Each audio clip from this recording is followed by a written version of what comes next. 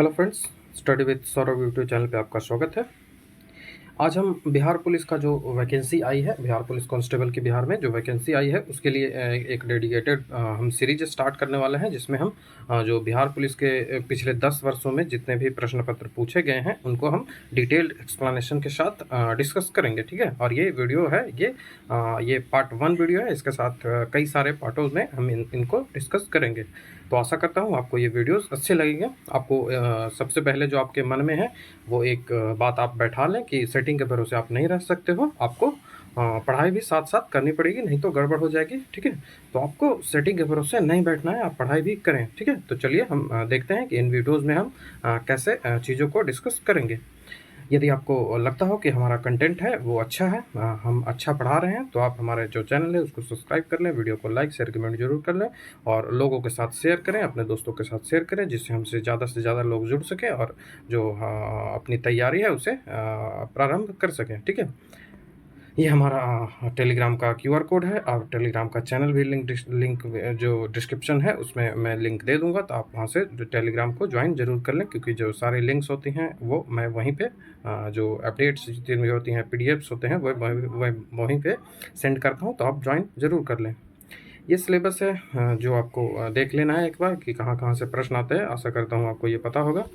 हम डिस्कस कैसे करने वाले हैं, तो ये 14 प्रीवियस ईयर के क्वेश्चंस हैं। ठीक है, तो इन्हीं को हम सबसे पहले डिस्कस करेंगे। तो आज जो हमारा डिस्कशन का जो है वो है कि 27 मार्च 2022 को जो 2 शिफ्टों में पेपर हुआ था अग्निशमन का, मतलब कि फायरमैन का जो पेपर हुआ था उसका शिफ्ट पहला। ठीक है, पहला शिफ्ट का हम क्वेश्चंस को देखेंगे, जिसमें 100 प्रश्न पूछे गए हैं। इनमें हम आज पहले 20 प्रश्न को देखेंगे। ठीक है, छोटे छोटे मैं वीडियोस लेके आऊँगा जिससे आपको देखने में आसानी होगी। आप दौड़ के फील्ड में होंगे भी तब भी आप इसे देख सकते हो। आप दौड़ रहे हो, दौड़ने के बाद जब आप बैठे हुए हो तो तब भी आप इसे देख सकते हो। इसीलिए मैं छोटे छोटे वीडियोज़ बनाऊँगा। तो 20-20 प्रश्न के मैं वीडियो बनाऊँगा, तो 100 प्रश्न के लगभग 5 वीडियो आपको देखने को मिलेंगे।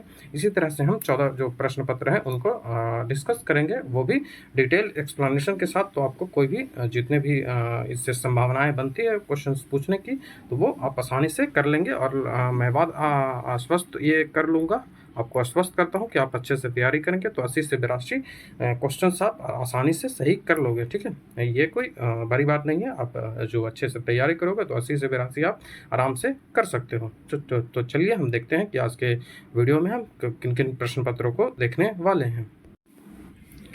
तो हमारा पहला क्वेश्चन है कि हमारे सौर मंडल के कृष ग्रह को लाल ग्रह के रूप में जाना जाता है। ठीक है, which of the planet of our solar system is known as red planet. ठीक है, तो रेड प्लैनेट के नाम से किसे जाना जाता है, ये हमारा सवाल है। तो आप ये आसानी से आप जानते होंगे, नॉर्मल सा सवाल है। ये मंगल जो है वो से रेड प्लैनेट कहा जाता है। और भारत सरकार ने 2014 में मंगल मिशन भी स्टार्ट किया था, ये आप जानेंगे। इसरो के द्वारा इसे स्टार्ट किया गया था, ये आप जानते होंगे। इसरो जो कि इनके अध्यक्ष कौन है, तो अभी सोमनाथ इसके अध्यक्ष हैं। ठीक है, सोमनाथ आप याद रखेंगे। ये कई प्रश्न जो प्रीवियस ईयर के एग्जाम्स हैं उनमें पूछा गया है, तो ये आप ये इसे याद रखेंगे। ठीक है, बाकी जो यहाँ पे मैंने इसका जो एक्सप्लेनेशन की ज़रूरत है वो भी मैं यहाँ पे दे दूँगा। तो सबसे जो ज़रूरी बात यहाँ पे आपको याद रखने की आवश्यकता है कि ये जो लाल ग्रह है वो लाल क्यों है। ठीक है, ये जो लाल ग्रह, मंगल को लाल ग्रह कहा जाता है, वो मंगल को लाल ग्रह क्यों कहा जाता है, तो आयरन ऑक्साइड के कारण इसे लाल ग्रह कहा जाता है। ठीक है, और ये अपनी धुरी पर जो 24 घंटे में एक चक्कर पूरा कर लेती है, तो मंगल को एक और प्लेनेट के रूप में देखा जा रहा है जहाँ पे जीवन संभव हो। ठीक है, तो आप इन चीज़ों को याद रखेंगे। ठीक है, जो नेक्स्ट क्वेश्चन है कि उच्चतम न्यायालय के जो मुख्य न्यायाधीश होते हैं, मतलब CJI, chief justice of India, उच्चतम न्यायालय मतलब हाई कोर्ट के जो उन्हें पद से कैसे हटाया जाता है, तो उन्हें महाभियोग के द्वारा हटाया जाता है। तो ऑप्शन नंबर ए इसका आंसर होगा। यहाँ मैं बता दूं कि महाभियोग जो है वो ऐसा शब्द नहीं कहा गया है। जो न्यायाधीश को हटाने की जो प्रक्रिया होती है उसमें महाभियोग शब्द का प्रयोग नहीं किया गया है। जो शब्द का प्रयोग किया गया है वो महाभियोग शब्द का जो राष्ट्रपति हैं उनके जो हटाना की प्रक्रिया होती है, प्रेसिडेंट को हटाने की जो प्रक्रिया होती है उसमें उसे महाभियोग शब्द का प्रयोग किया जाता है, ना कि जज को हटाने की प्रक्रिया में। ठीक है, लेकिन आयोग के द्वारा ये लिखा गया है तो ठीक है, लेकिन ये गलत है लिखा हुआ। ठीक है, महाभियोग नहीं होना चाहिए। ठीक है, जो न्यायाधीशों को हटाने की जो प्रक्रिया है वो न्यायाधीश जज अधिनियम, ये आप याद रखेंगे, 1968 के द्वारा इसे किया जाता है। ठीक है, जो जज को हटाने की प्रक्रिया होती है वो 1968 जज अधिनियम है उसके द्वारा किया जाता है। आप यहाँ पे एक्सप्लेनेशन को देख सकते हो। ये 1968 के द्वारा न्यायाधीश जांच अधिनियम 1968 के द्वारा इसे हटाया जाता है और ये संसद के द्वारा है। इसीलिए ये जो प्रक्रिया है वो कैसी है, तो ये अर्ध न्यायिक प्रक्रिया है। ठीक है, यह अर्ध न्यायिक प्रक्रिया ये है, तो आप इसे याद रखेंगे। ये जो प्रक्रिया है वो कैसी है, तो यह अर्ध न्यायिक है।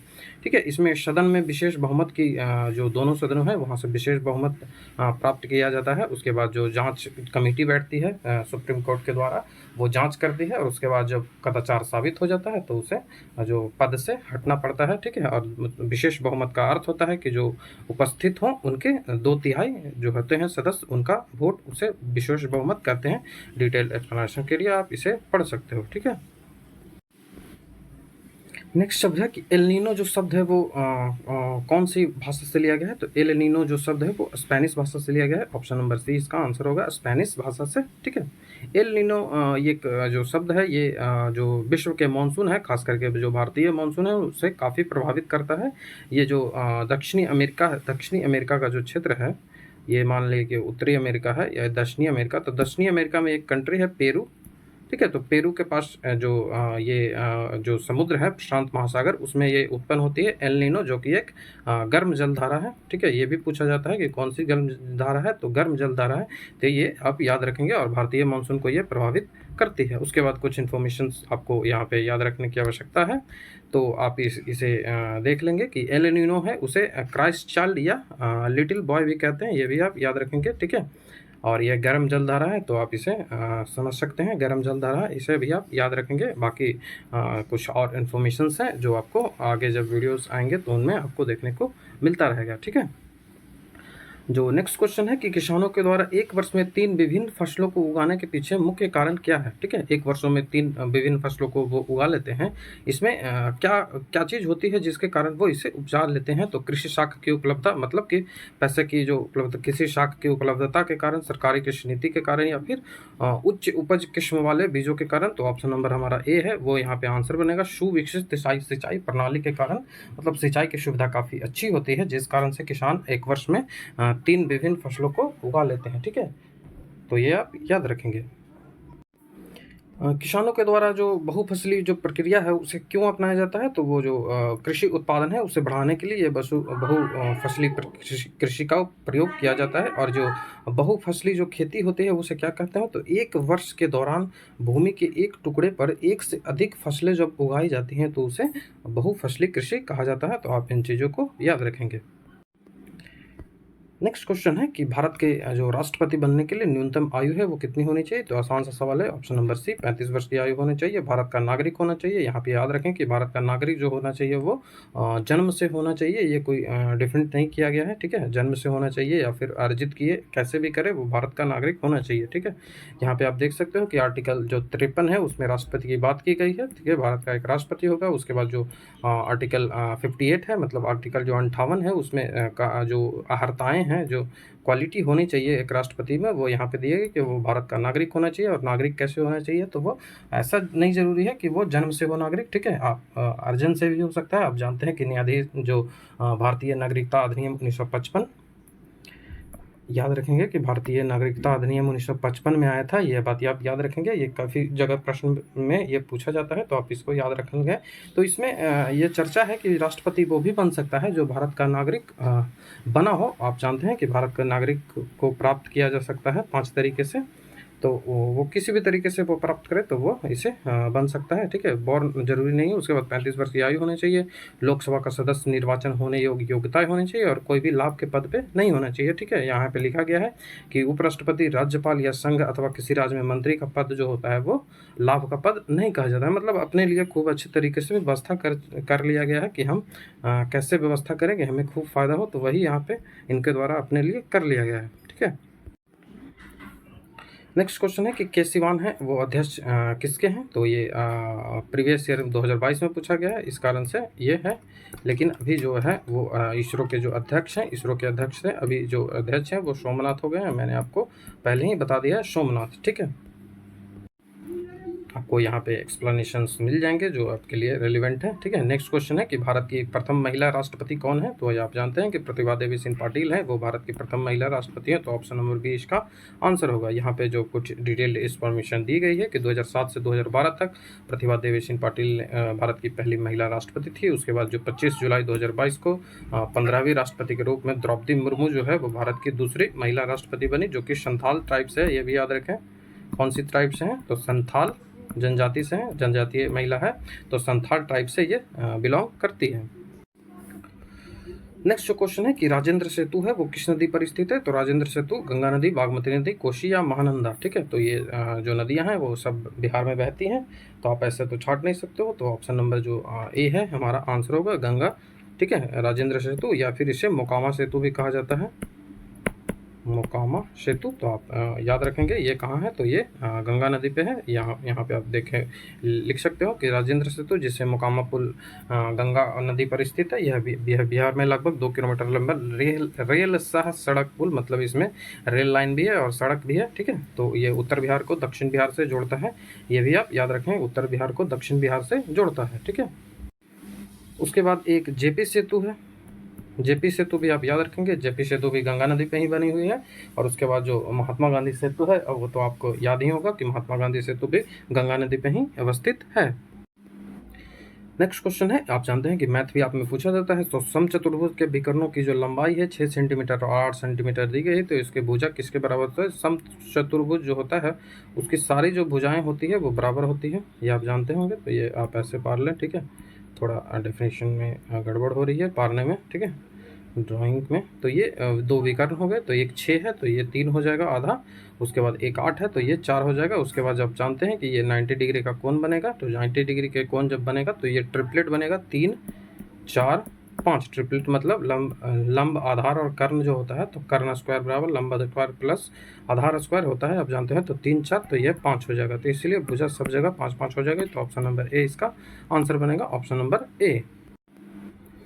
नेक्स्ट क्वेश्चन है कि रैखिक संवेग को बदलने की दर को क्या कहते हैं? लीनियर मोमेंटम जो है, लीनियर मोमेंटम की चेंज को क्या बोलते हैं? Rate of change of linear momentum. तो rate of change of linear momentum को बल आघूर्ण बोलते हैं। ठीक है, बल आघूर्ण बोलते हैं, इसे आप याद रखेंगे, बल आघूर्ण। जो बल आघूर्ण है, बल आघूर्ण जो शब्द है वो कैसे डिफाइन होता है? बल आघूर्ण उसे कहते हैं, ये बल वह बल है जो किसी वस्तु को एक अक्ष के चारों ओर, मतलब ये किसी वस्तु का एक अक्ष है, इसके चारों ओर उसकी जो घूमने की जो कारण बनता है उसे ही बल आघूर्ण बोलते हैं। ठीक है, बल आघूर्ण उसे ही बोलते हैं, आप याद रखेंगे। जैसे ये आप देखे होंगे कि दरवाजा है, ये मान लिया कि एक दरवाजा है, तो दरवाजा के आप नज़दीक से उसे खोलेंगे ना तो आपको ज़्यादा भार पड़ेगा। ठीक है, ज़्यादा आपको फोर्स लगाना पड़ेगा। लेकिन वही आप दरवाज़ा को थोड़ा सा दूर से खोलेंगे तो आपको कम फोर्स लगाना पड़ेगा। ठीक है, ये आपने देखा होगा। उसके बाद आपने चापाकल देखा होगा, जो हैंड पंप होते हैं, आप जानते होंगे जो हैंड पंप होते हैं। तो ये आप यहाँ से यदि हैंड पंप को चलाओगे तो आपको आसानी से इसे चला लिया जाएगा, कम फोर्स आपको रहेगा। लेकिन आप यदि आप यहाँ से इसे चलाओगे, इसके एकदम पास से, नल हैंड पंप के एकदम पास से आप इसे चलाओगे, तो ये आपको ज़्यादा फोर्स यहाँ पे लगाना पड़ेगा। ठीक है, ज़्यादा बल यहाँ पे लगाना पड़ेगा। तो ये क्यों होता है? तो ये जो बल आघूर्ण होता है ये लेंथ पे डिपेंड करता है। ठीक है, यदि लेंथ ज़्यादा हो तो इससे फोर्स इसमें कम लगता है, और यदि लेंथ कम हो तो इसमें फोर्स ज़्यादा लगता है। तो आशा करता हूँ आपको ये जो टॉर्क फोर्स है उसको काफ़ी अच्छे से आपको समझ में आ गया कि टॉर्क जो फोर्स है वो कैसे, बल आघूर्ण जो फोर्स है वो कैसे काम करता है। ठीक है, आसान से सवाल है। आयत का क्षेत्रफल आपसे पूछा जाए तो L इंटू बी होता है, तो ऑप्शन नंबर डी इसका आंसर बनेगा, L into B. Next question है कि निम्नलिखित में से कौन सी जो युक्ति है, कौन सा यंत्र है जो विद्युत ऊर्जा को यांत्रिक ऊर्जा में ट्रांसफॉर्म करता है, चेंज करता है? ठीक है, जो चेंज करता है विद्युत ऊर्जा, इलेक्ट्रिक एनर्जी को मैकेनिकल एनर्जी में चेंज करता है, वो कौन सा करता है? तो विद्युत इस्त्री, तो ये तो नहीं करता। विद्युत बल्ब, ये भी नहीं करता। इलेक्ट्रिक एनर्जी को ये हीट में बदलता है या फिर लाइट में बदलता है। विद्युत इस्त्री हीट में बदलता है। जो गीजर होता है वो भी हीट में बदलता है। लेकिन जो विद्युत मोटर होता है, ऑप्शन नंबर डी, यही हमारा आंसर बनेगा। ये आप जानते होंगे कि जो इलेक्ट्रिक एनर्जी इसे देते हैं, तो इसमें जो इसमें गोल जो चक्कर होता है, ये इसको ऐसे ऐसे घुमाने लगता है, तो वो इसको किस रूप में बदल दिया? इसको मैकेनिकल एनर्जी में बदल दिया। मैकेनिकल एनर्जी बराबर क्या होता है? तो मैकेनिकल एनर्जी होता है इसमें potential energy plus potential energy plus kinetic energy, इन दोनों को जब मिला देंगे तो उसे मैकेनिकल एनर्जी कहा जाता है, ये आप याद रखेंगे। यहाँ आप देख सकते हैं कि जो विद्युत मोटर होता है वो विद्युत ऊर्जा को यांत्रिक ऊर्जा में बदलता है, मतलब इलेक्ट्रिक एनर्जी को मैकेनिकल एनर्जी में बदलता है। और जो विद्युत इस्त्री है, मतलब कि आयरन जो है वो विद्युत ऊर्जा को ऊष्मा ऊर्जा या फिर हीट एनर्जी में भी बदलता है, ठीक है, हीट एनर्जी में भी बदलता है, हीट एनर्जी, वही इंग्लिश में बोल रहा हूँ। और विद्युत बल्ब जो है वो विद्युत ऊर्जा को प्रकाश ऊर्जा और हीट एनर्जी में भी बदलता है, क्योंकि जब प्रकाश आएगी तो हीट आएगा ही, ठीक है। उसके बाद जो विद्युत गीजर है, ठीक है, वो विद्युत ऊर्जा मतलब इलेक्ट्रिक एनर्जी को थर्मल एनर्जी मतलब तापीय ऊर्जा में भी ये परिवर्तित करता है। तो आप इन जो 4 ऑप्शन है उनको मैंने यहाँ पे काफ़ी अच्छे से एक्सप्लेन कर दिया, तो आशा करता हूँ आपको ये चीज़ें समझ में आई होंगी। नेक्स्ट जो सवाल है कि निम्नलिखित में से किसको सिद्ध करने की आवश्यकता है, मतलब प्रूफ करने की किसको आवश्यकता है, तो स्वयं सिद्ध, इसे प्रूफ करने की आवश्यकता नहीं है। परिभाषा, इसे प्रूफ करने की आवश्यकता नहीं है। अभिधारक, इसे प्रूफ करने की आवश्यकता नहीं होती। लेकिन जो परिमेय संख्या होती है इसे प्रूफ करना किया जाता है। आपने 10वां में पढ़ा होगा कि √3 एक अपरिमेय संख्या है, इसे सिद्ध करें, आपने ये पढ़ा होगा, आपको यह याद होगा, तो आप इससे ये ऑप्शन कर सकते थे, ठीक है। यहाँ पे मैंने लिख भी दिया है कि जो प्रमेय है उसे सिद्ध करने की आवश्यकता होती है। प्रमेय कथन को जो परिभाषाओं, स्वयं सिद्धों और पूर्व सिद्धों कथनों को और निगमत तर्कों का उपयोग करके सिद्ध किया जाता है, ठीक है। तो आप इसे याद रखेंगे, ठीक है।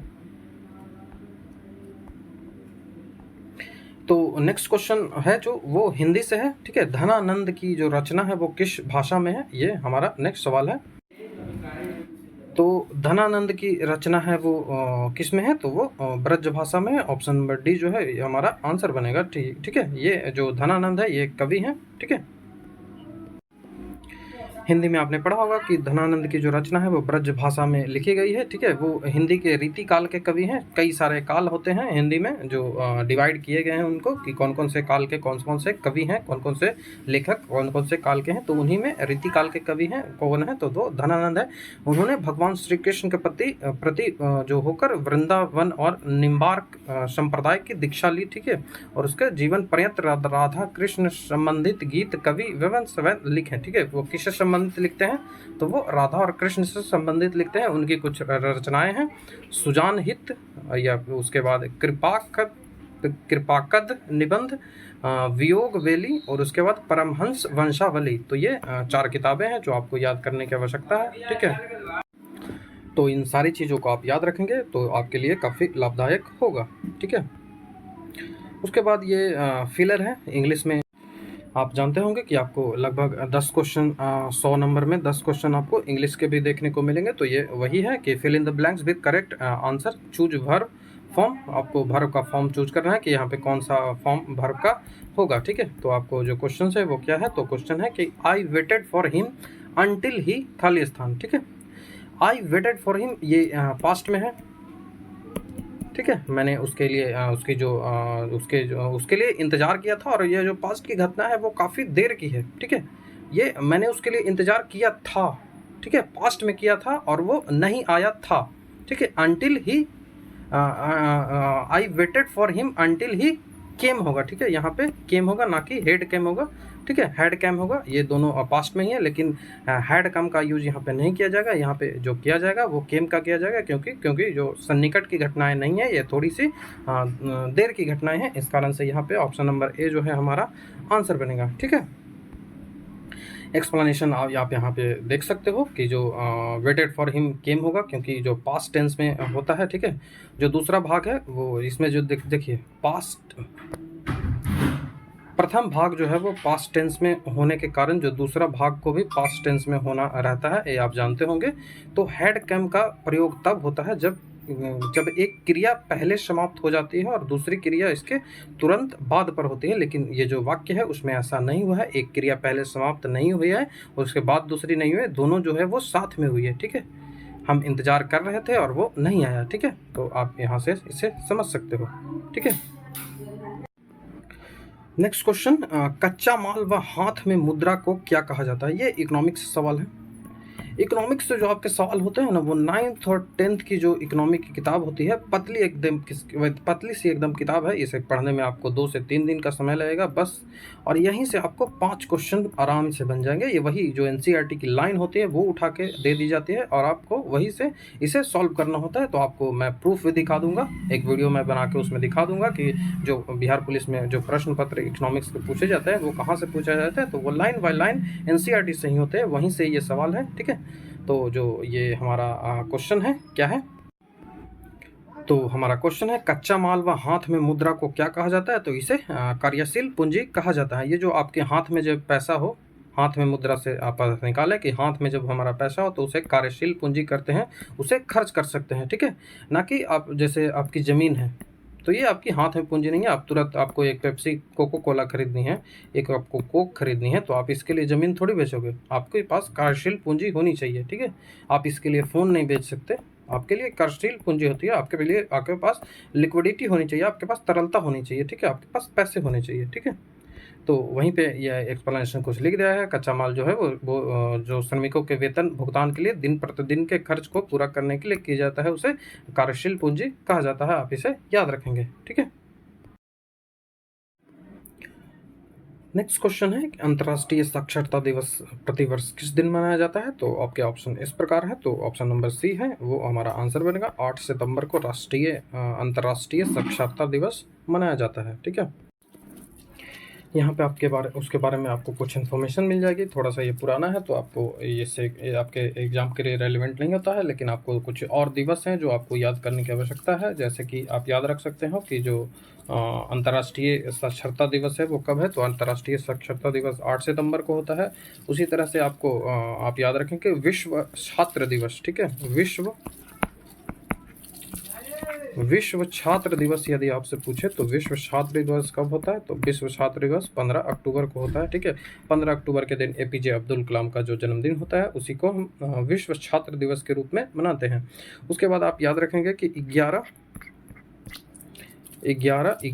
नवंबर, ठीक है। 11 नवंबर को मनाया जाता है राष्ट्रीय शिक्षा दिवस, जो कि मौलाना अबुल कलाम आज़ाद की जो जन्मदिन होती है उस कारण से, जो कि हमारे जो शिक्षा मंत्री हुआ करते थे, पहले शिक्षा मंत्री, इस कारण से इनके जन्मदिन पे 11 नवंबर को राष्ट्रीय शिक्षा दिवस मनाया जाता है। उसके बाद 14 नवंबर को बाल दिवस मनाया जाता है, आप जानते हैं। उसके बाद विश्व मधुमेह दिवस भी 14 नवंबर को ही मनाया जाता है। उसके बाद आप जानते होंगे कि 14 नवंबर को तो बाल दिवस मनाया ही जाता है भारत में, ठीक है। लेकिन वहीं 20 नवंबर को पूरे विश्व में बाल दिवस मनाया जाता है, ये भी आप याद रखेंगे, ठीक है। उसके बाद 5 सितंबर को टीचर डे मनाया जाता है, ये आप जानते हैं। उसी तरह से 5 अक्टूबर को वर्ल्ड टीचर डे मनाया जाता है। तो इन चीज़ों को आप याद रखेंगे, ठीक है। नेक्स्ट क्वेश्चन है कि द ओरिजिन ऑफ स्पीसीज जो है वो पुस्तक है वो किसके द्वारा लिखी गई है। तो ये कई किताबों में आपको मिल जाएगी, चार्ल्स डार्विन के द्वारा। ऑप्शन नंबर ए इसका आंसर बनेगा। एनसीईआरटी जो आपकी है कौन सी बुक, तो 9th क्लास की जो एनसीईआरटी की बायो है उसमें आपको ये सवाल आसानी से मिल जाएगा। और हर सारे बुक्स में वहीं से आप इसे देख सकते हो। हर बुक में ये मिल जाएगा कि द ओरिजिन ऑफ स्पीसीज जो है, जिसका हिंदी होता है जाति की उत्पत्ति, ये डार्विन के द्वारा लिखा गया है, ठीक है। और ये एक सवाल और पूछा जाता है कि ये जो जीवों की उत्पत्ति के विषय में जो डार्विन ने यह कब प्रकाशित किया गया था। तो ये 1859 में प्रकाशित किया गया था। और नेचुरल सिलेक्शन के रूप में जो सिद्धांत है वो इन्होंने ही दिया था। और अपनी पुस्तक जो है वो ओरिजिन ऑफ स्पीसीज को प्रकाशित किया था 1800 कितना में, तो 1859 में। ये आप डेट भी याद रखेंगे, ये पूछा जाता है, ठीक है। डेट भी आपको याद रखने की आवश्यकता है। नेक्स्ट क्वेश्चन है कि विश्व का जो सबसे बड़ा क्रिकेट स्टेडियम है मोटेरा, उसका नया नाम क्या है। तो आप सब भी जानते होंगे, नरेंद्र मोदी। उस समय करंट अफेयर से ये सवाल था। तो आपको याद रखने की आवश्यकता है कि जो विश्व का सबसे बड़ा क्रिकेट स्टेडियम है वो नरेंद्र मोदी स्टेडियम अहमदाबाद में है, ये पहला हो जाएगा। दूसरा जो है वो मेलबोर्न क्रिकेट स्टेडियम है जो कि ऑस्ट्रेलिया में है। और तीसरा जो है वो तीसरा भी बन रहा है भारत में ही, वो जयपुर में बन रहा है, ठीक है। जयपुर राजस्थान में बन रहा है। तो ये ठीक है। तो दो जो होंगे आएंगे वो भारत में हो जाएंगे, दो सबसे बड़े, ठीक है। और दूसरा नंबर पे मेलबोर्न है और तीसरा नंबर पे जयपुर आ जाएगा, ठीक है। वो कुछ इन्फॉर्मेशन यहाँ पे स्टेडियम के बारे में दी गई है, तो आप इसे वीडियो पॉज कर देख सकते हो। नेक्स्ट क्वेश्चन है कि उत्तरी व दक्षिणी पश्चिमी भारत में, जैसे देखिए ये है, तो इस क्षेत्र में यहाँ पे ऐसे मतलब मान लिया जाए भारत को, तो इस क्षेत्र में उत्तरी पक्ष में ये जो क्षेत्र है, राजस्थान का जो क्षेत्र हो गया, गुजरात का क्षेत्र हो गया, और जो उसके ऊपर जो पंजाब हो गया, हरियाणा हो गया, ये सब जो क्षेत्र है, इन सबों में पूछ रहा है आपसे कि चलने वाली जो गर्म और शुष्क हवाएं हैं उसे क्या कहा जाता है। तो ये लू कहा जाता है। ऑप्शन नंबर डी, ये आसानी से आप छाट सकते हो। चिनूक जो है वो अमेरिका का है। मतलब जो ये जो चारों जो हवाएं हैं, तीनों जो हवाएं हैं वो विश्व की हैं, और लू जो है वो भारत की लोकल पवनें हैं, ठीक है। और ये भी तीनों वैसे ही लोकल पवनें हैं, लेकिन लू है जो भारत में चलती है, और ये जो है वो अलग अलग देशों में चलती है, जैसे चिनूक है जो अमेरिका में चलता है। तो ये लू के बारे में कुछ इन्फॉर्मेशन है, आप वीडियो पॉज कर इसे पढ़ सकते हो, ठीक है। तो हमने 20 क्वेश्चंस को काफ़ी एक्सप्लेन करके देख लिया है कि ये जो 20 क्वेश्चन है वो कैसे-कैसे हमें पूछे गए थे। तो आशा करता हूँ हमने काफ़ी एक्सप्लेन किया है, आपको ये वीडियो पसंद आया होगा। तो यदि आपको वीडियो अच्छा लगता हो तो आप हमारे चैनल को सब्सक्राइब कर लें, वीडियो को लाइक शेयर कमेंट जरूर कर लें, और अपने दोस्तों को हमारे चैनल के बारे में बताएं, जिससे हमसे ज़्यादा से ज़्यादा लोग जुड़ सके और जो हमारा कंटेंट है उससे लाभ लेकर अपनी जॉब सुनिश्चित कर सकें। ये हमारा टेलीग्राम का QR कोड है, आप टेलीग्राम का लिंक भी मैं डिस्क्रिप्शन में दे दूँगा, आप वहाँ से टेलीग्राम को ज्वाइन कर सकते हो, ठीक है। और हमारे चैनल को सब्सक्राइब ज़रूर कर लें, क्योंकि हमारा जो चैनल है उसमें इसी तरह के वीडियोस आपको देखने को मिलते रहेंगे, जिससे आपका जो बिहार पुलिस का सिलेक्शन है वो पक्का हो जाएगा, ठीक है। तो आप इसको हमारे चैनल को ज़रूर सब्सक्राइब कर लें। बाकी थैंक यू।